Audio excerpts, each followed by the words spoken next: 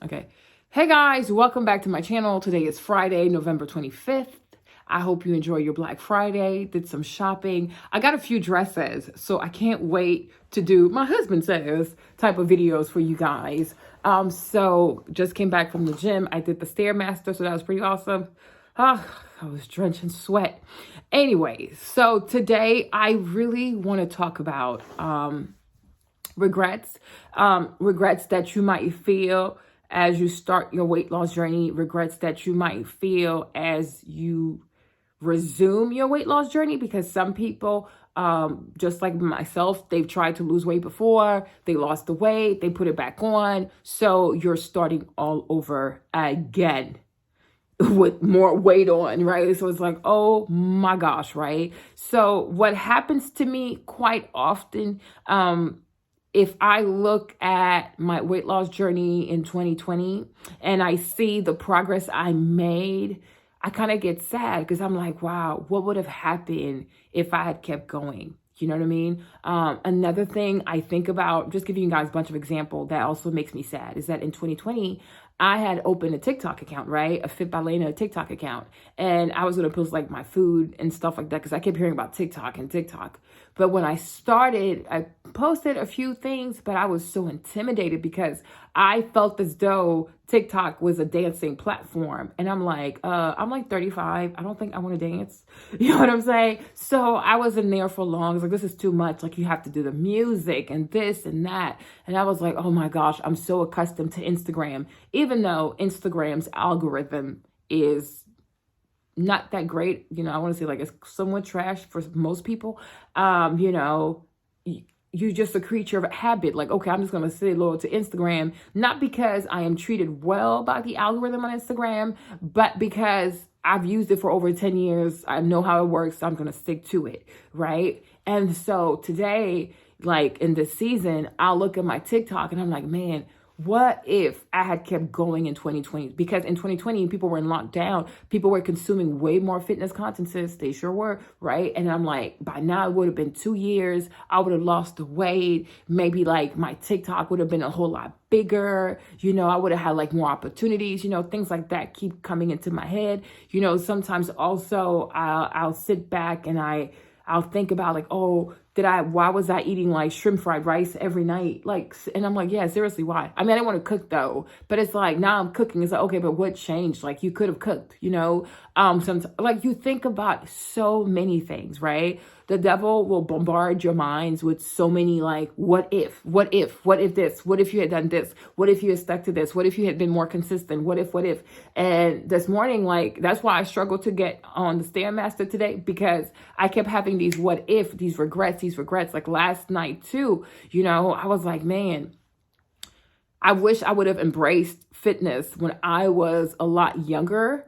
You know, before I had my first kid, I wish I had embraced fitness so that my belly would have been a lot, you know, my core would have been harder, more built. I would have had more muscles in my tummy so that when I got pregnant, it wouldn't stretch as much, right? And then after my first son, I lost the weight. There are some pictures, like if you go in the community tab, you'll see like skinnier pictures of me, or even on my shorts, I have pictures when I was like a size 2, size 4. That's after losing the weight for my first son. Like now he's 12, right? And I was like, why didn't you keep going? But I was back then, and you'll see it as I lose more weight. My hands can start looking very manly. And then I can have like veins coming out of my, like on my skin and stuff. And I was like, I'm already dark skinned. I don't want to look like a man. You know, I always assumed that if you were in the gym, if you lifted weights as a woman, especially when you have my body type, my body frame, that it was going to make me look manly. But that's not true. It takes a lot of weightlifting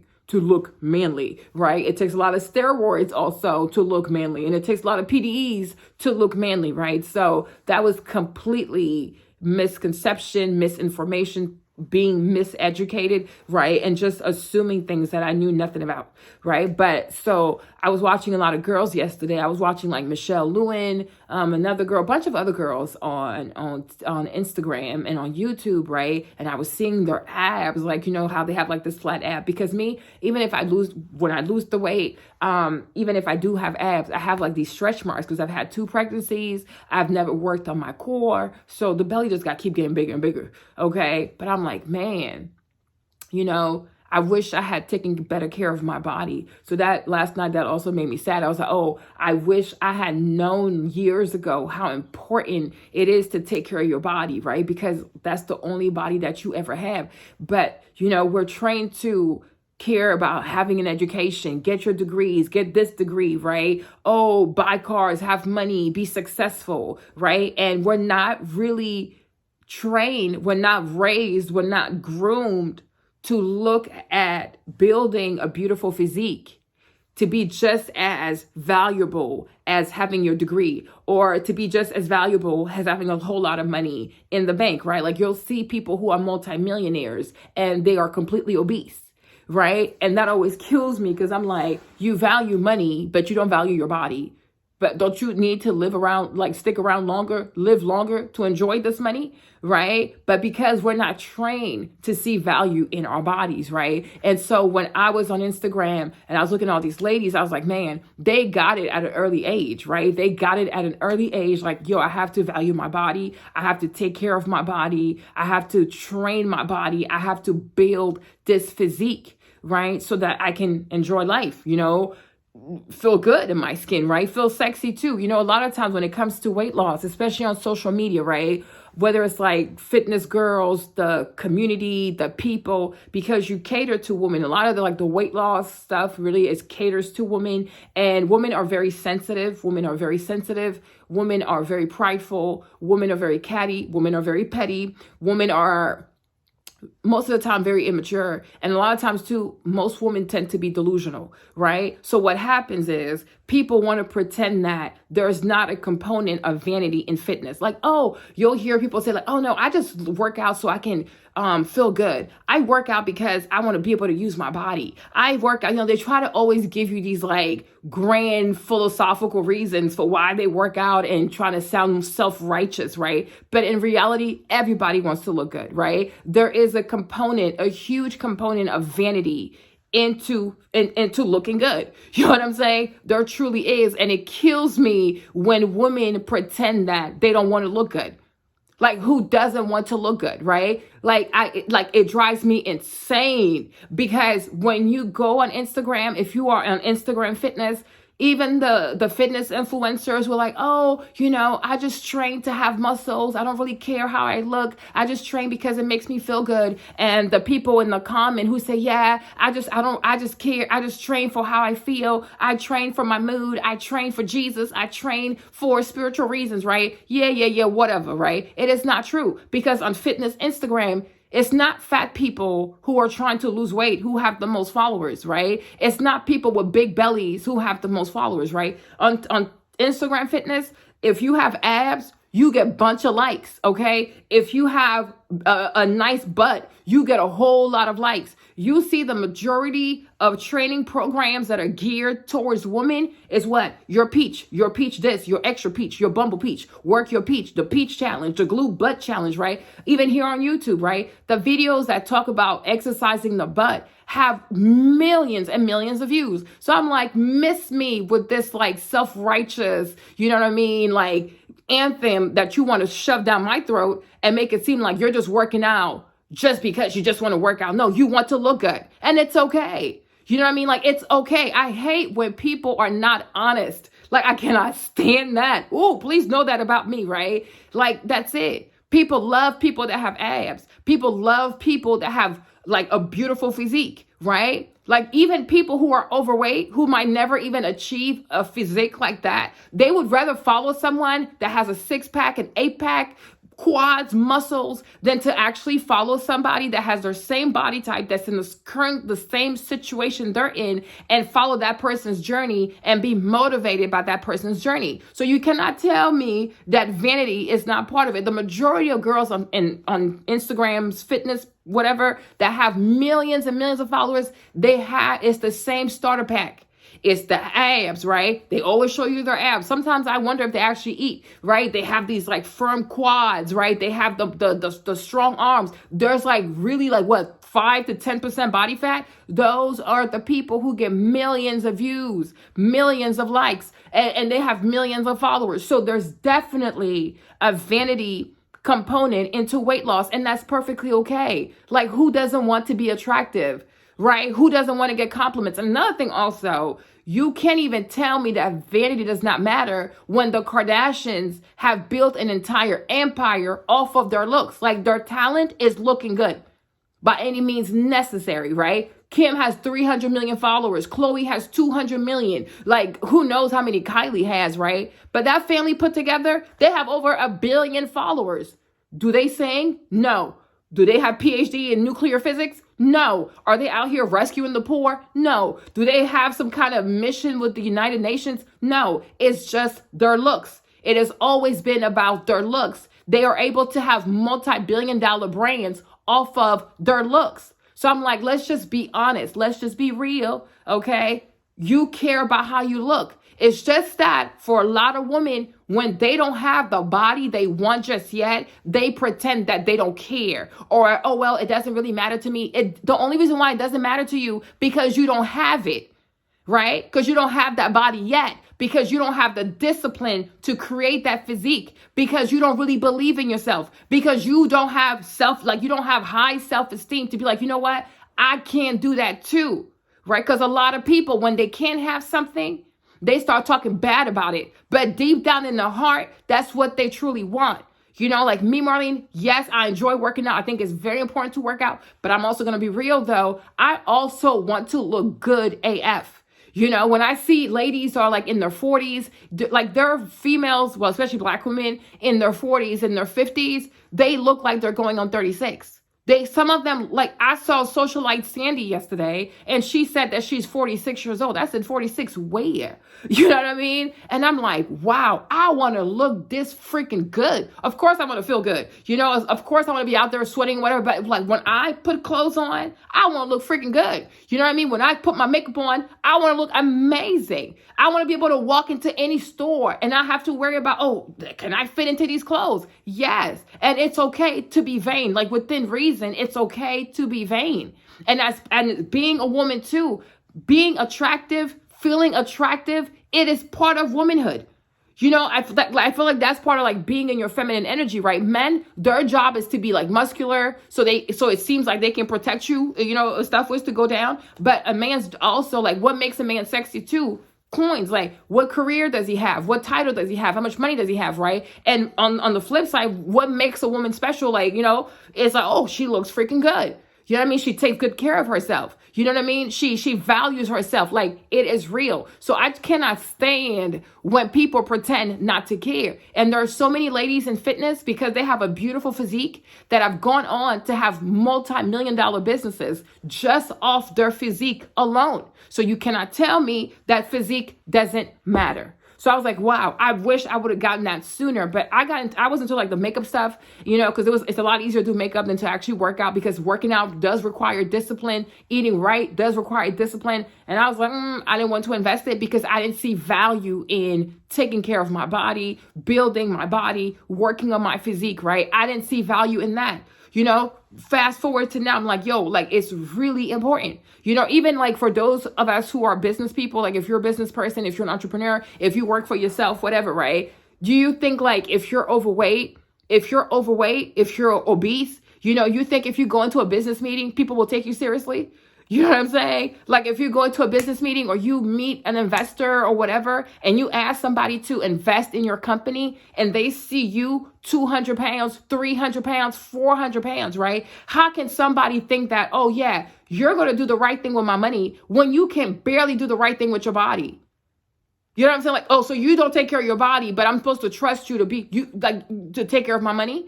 You're not a good steward of your body, but I'm supposed to think that you're going to be a good steward of my coins. Like, the math is not mathing. And like, even you look at like Fortune 100 companies, like the CEOs, Fortune 100 CEOs, Fortune 500 CEOs, nobody's obese. All these CEOs, all of them, globally, all these powerful CEOs, they wake up at 5 o'clock in the morning. They work out when everybody else is asleep. They read like 2 books, 3 books a month. Some people read 15 books a month. They have trainers. They have nutritionists. You know what I mean? Like, they represent their company. They represent the brand, and they take care of their health so that they show that that's leadership, right? Like, who wants to work for someone that's 300-400 pounds? You might have a stroke. You know what I'm saying? Like, I don't know about that part. You know what I'm saying? Who wants to, like, who would, like, if you were in the military, would you join an infantry if the colonel or the general was 300-400 pounds? Like, what? How is he going to lead us? He might just die on the battlefield. You don't want that. You know what I'm saying? If you go in the military, if you join an infantry and your general, your colonel, like whoever is leading your squadron, whatever it's called, right? And that man is built like Thor, you're like, oh, damn. Oh, we're not going to die today. Because he looks like he can protect y'all. And he looks like he's been through wars and he's been successful. And he looks like he's disciplined. And he looks like he ain't scared of nothing. You know what I'm saying? Like, and that's real. Like, look at someone like The Rock, Dwayne Johnson, the kind of career he built based off his physique. Because The Rock looks freaking good. And he's still working to today. Like, look at Arnold Schwarzenegger, from bodybuilder to being the governor of California. That's a big freaking deal. This man's from Austria. He used to train at Venice Beach in California. And now he actually, like, he got to be governor of California. That's like one of the largest economies in the world. Because when you look at Arnold Schwarzenegger, you say to yourself, the way this man had discipline building his physique, the way this man was rigorous with his diet, the way this man came from Austria and was so focused that he went from bodybuilding, winning all these bodybuilding competitions. Then he was like an amazing actor. Now he wants to be governor. Why would I not vote for him? Because he looks like what he talks about. He lives a life of leadership. So why would I not go vote for him? And it's true. Right? And people can say whatever they want with body positivity. People can go around and give their fake love and their fake pity to people who are overweight. But in reality, because I've been through it when I was 220 pounds, 200 pounds. Even to this day, I still go through it, right? When you're overweight, people don't respect you. When you're overweight, people can give you all these fake compliments. Like, I get a lot of fake, oh, you don't need to change. Why will your husband say that to you? Oh, there's nothing wrong with you. These are fake, empty compliments. And honestly, it's insulting, because it's like when you see me, let me talk about me, because I'm a different kind of breed. So I can take that, right? But when you look at me and I'm 220 pounds, and you say to me, oh, Marlene, there's nothing wrong with you. You don't need to lose weight. You're fine the way that you are. I never want to have a friend like you. I would never want to have a friend like you. You know what I mean? I would never even want someone like that in my circle, because you're dangerous, because you are an enabler. You know what I'm saying? You are an enabler, because a real friend, a real person, a real somebody, you tell the truth. You know what I'm saying? Like, no, sis, like, you can do better. You're 37, like you have so much to live. You are still young. You have energy. You can work out. You can make friends at the gym. A real friend, a real person that means you well will encourage you to explore fitness. You know what I mean? Somebody who means you well will encourage you to, like, learn to eat better. One of my friends, she came to see me, Kumba, and she introduced me to quinoa. I'd never had quinoa before, right? But she introduced me to that. And now it's part of my diet. I'm like, yo, I actually like it. It's really good. I didn't know it was that good, right? You don't have to eat rice all the time. You can eat quinoa. That's what real friends do. So I'm like, I don't need fake compliments. I don't need empty compliments. I'm not a weak-minded person. Like, I'm not weak. I'm not weak. I don't need compliments to make me feel good all the time. That's weird. That is very weird. And once again, that is rooted in insecurity. People who need compliments all the time, people who need to be praised all the time, people who need to be worshiped all the time. It is bizarre to me. As a Christian, I think it's bizarre, because all the glory, it belongs to God. You don't worship me. Don't give me empty compliments. If I'm messing up, don't tell me I'm doing good when I'm messing up. right? If I'm overeating, don't tell me, oh, there's nothing wrong with me. Do you think if my head was okay, if I was in the right space, right frame of mind, I would allow myself to be this size? Like, it's insulting. It truly is insulting. For me, honestly, I think it's insulting. I even told one girl, please don't do that. Don't look at me like this. Like, my belly is like, at that time, it was like my belly was bigger. I was just so much bigger. And the girl's like, oh, there's nothing wrong with you. You're perfect. You don't have to change anything. I'm like, are you freaking kidding me? Like, would you want this body? Like, if I could like do a transition and give you my body and take your body, would you want my body? You know what I'm saying? Like, whoever says, oh, I can't wait to wake up tomorrow and be obese. Right? Oh, I can't wait to wake up tomorrow and have cellulites all up in my legs. I can't wait. You don't want this body. So don't give me fake compliments when you would never trade places with me. That's crazy. Like, a lot of people who praise people who are not healthy, who are not taking care of themselves, who are not dealing with the mental issues that are causing them to be overweight, who are not dealing with the mental issues that are causing them to binge, and you keep telling that person, oh yeah, there's nothing wrong with you, nothing wrong with you. You don't see that you are enabling a person? You know what I'm saying? Like, it's not okay. That's not the kind of like encouragement a person needs. That is not the kind. You know what I'm saying? When you see someone that's ignorant, you encourage this person with knowledge. Right? A person who doesn't know how to eat to the point that they can't even hide it physically. There's a huge form of ignorance about nutrition here. So why are we pretending like this is okay? It is not okay. You know, so please, I'm telling y'all, like, don't tell, oh, Marlene, you're fine. I am not fine. I am not fine. And I even told another person, you say, oh, I'm fine because you looked at me. Do you know my age? No, you don't. Do you know my height? No, you don't. Do you know what runs in my bloodline? No, you don't. So you think that with your eyes, you can assess what's going on in my physiology? You don't know what's happening. You don't even care to ask me, like, oh, Marlene, is there diabetes in your family? Oh, Marlene, is there like high blood pressure in your family? You know, just going off of looks and, you know, not want to hurt somebody's feelings. Like, people got to get over that stuff.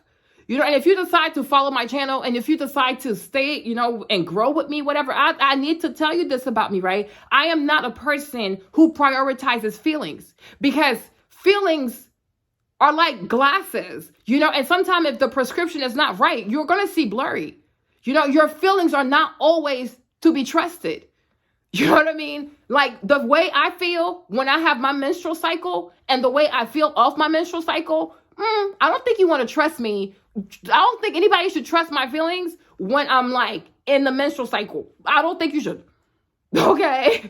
Like, listen to me when I'm off my cycle, because then my hormones are back together, right? So this whole notion like, oh, feelings are just so valuable. No, some feelings are truly, truly erroneous. They are completely erroneous. So I don't go off of feelings. I go off of conviction, right? And another thing also, I go about the truth. You know, one thing that happens a lot in America is like people try to be this or that, Democrat, Republican, this is like, this is, no. You know, the way I look at life is stand for the truth. The truth stands by itself. So when you stand for the truth, you don't have to be this or that. I'm for the truth. So when you stand for the truth, you're actually a neutral party. You understand? Because this channel is about weight loss. This channel is about becoming better. This channel is about growing, taking accountability, becoming a better person. This is not the kind of channel where we do challenges for 30 days and we stop and then we start making excuses for ourselves. I cannot stand those types of YouTube channel.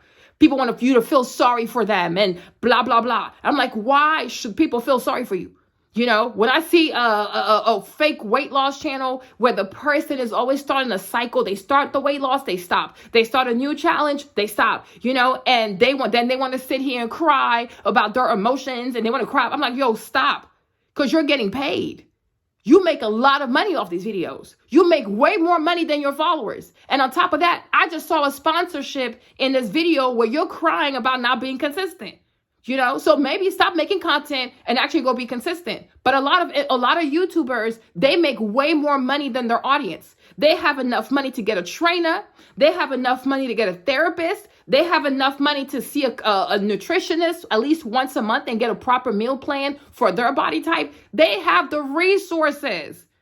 They just ravel. They just love for people to feel sorry for them and leave comments making them feel, no, do not applaud mediocrity. Do not applaud a person who doesn't want to be consistent when they have all the resources to be consistent.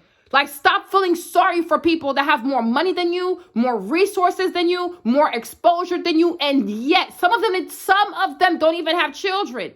So it's like, what is so hard about being consistent? They don't want to. Because as soon as they turn on their cameras and they start crying for the world to feel sorry for them, right? Because they can't be consistent. Girl, if you don't get off my YouTube with this foolishness, stop feeling sorry for people.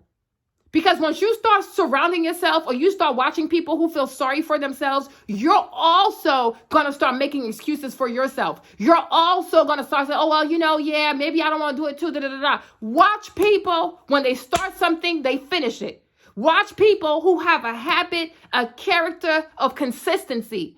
People who are like, one day they're here, another day they're over here. One day they want to be healthy, then they don't want to be healthy. Even for you, it is not healthy. It is not healthy. You don't want to follow people or be subscribed to people who are always facilitating, like they're always like, oh, yeah. Even the Bible says you're either hot or you're cold. You can't be warm. Otherwise, I'm going to spit you out. You know what I'm saying? You have to follow people who have a resolution, like people that are resolute about their mindset, about their goals, because it's serious. This life right here that we living, it doesn't belong to us. We don't even know if we're going to make it to next week. Somebody might die by next week. So you don't have time to waste with people who want people to feel sorry for them. They want all this attention. They want their comments to be full of, oh, it's okay. Oh, be kind to yourself. Girl, bye. She's at home creating content all day while you actually have kids to drop off of school. You have to go to work. You have to pay your bills, come home, make dinner. Who's feeling sorry for you? Nobody. So, girl, you better save that stuff and keep it for yourself. Okay? Y'all, I had to say it, right?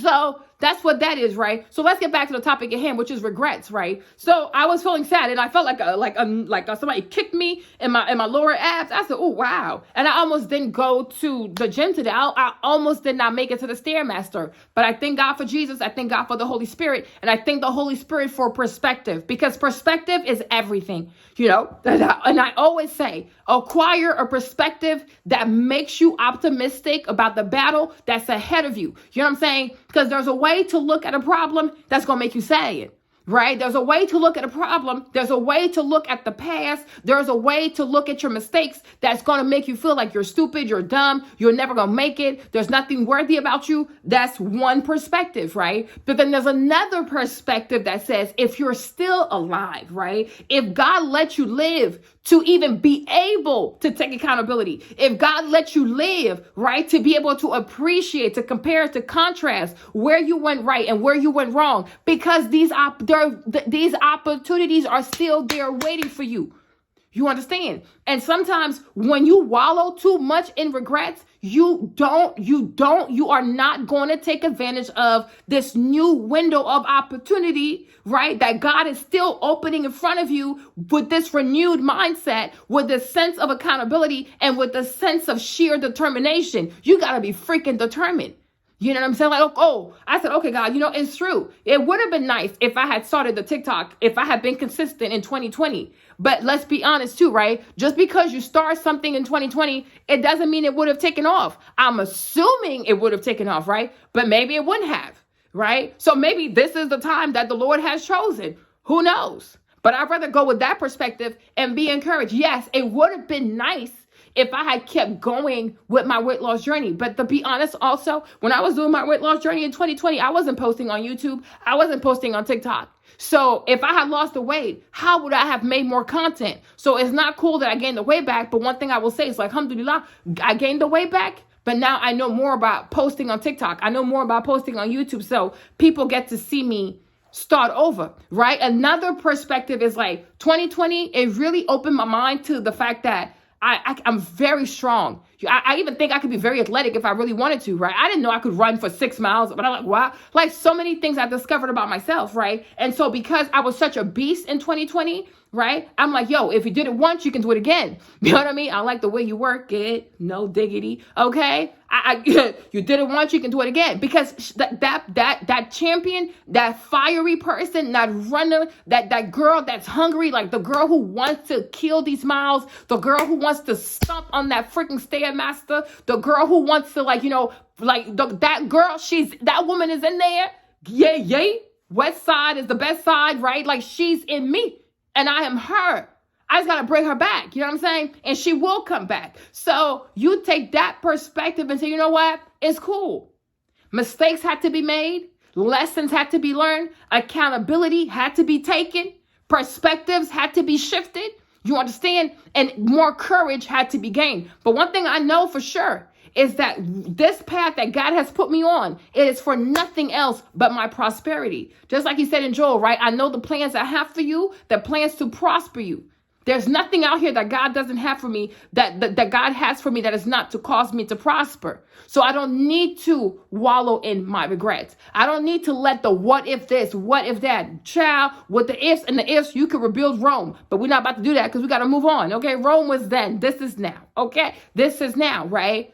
It would have been nice if I had worked out when I was younger. I didn't do it, right? But now I'm here, 2 kids later, trying to rebuild. And there are a lot of other women who are in my position. Maybe if I had worked out when I was younger, it would have been nice, though. I ain't gonna lie, right? It would have been nice. But maybe having worked out when I was younger, it would have stopped me from being relatable to way more women who didn't work out.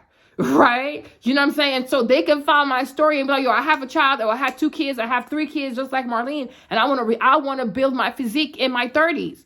It is what it is, right? Every season of your life, you can inspire somebody. So it's like, take your L's and chase towards your W's, because they're about to happen. You understand? So I'm gonna cut this video short. It wasn't supposed to be this long, but y'all, y'all can talk for hours, but I'm not gonna do that to y'all, right? But my thing is, do not wallow in regrets. Okay? Accept it for what it is. Take your accountability. Take your L's. Ask God to forgive you, and also forgive yourself, right? Be very selective of the people you watch. You know what I'm saying? Be also careful about your own ego and your pride, and the necessity to always have people around you who make excuses for you, who make you feel pity and sad about yourself. Girl, listen, there are people out there in the world who are doing way worse than you.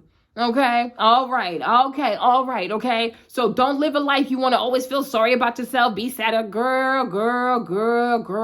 There are children right now at St. Jude's, okay, with cancer. Okay. Your issue is you need to be consistent, but you don't have cancer though. Right. So if a 6-year-old, a 5-year-old, a 12-year-old can fight cancer with a smile, can fight cancer with a sound mind, can fight cancer with resolute faith, I don't even want to hear it for an adult that's not sick, but just has too much ego, too much prayers, and too many feelings, right? That you don't want to do better. Do better. It ain't going to kill you.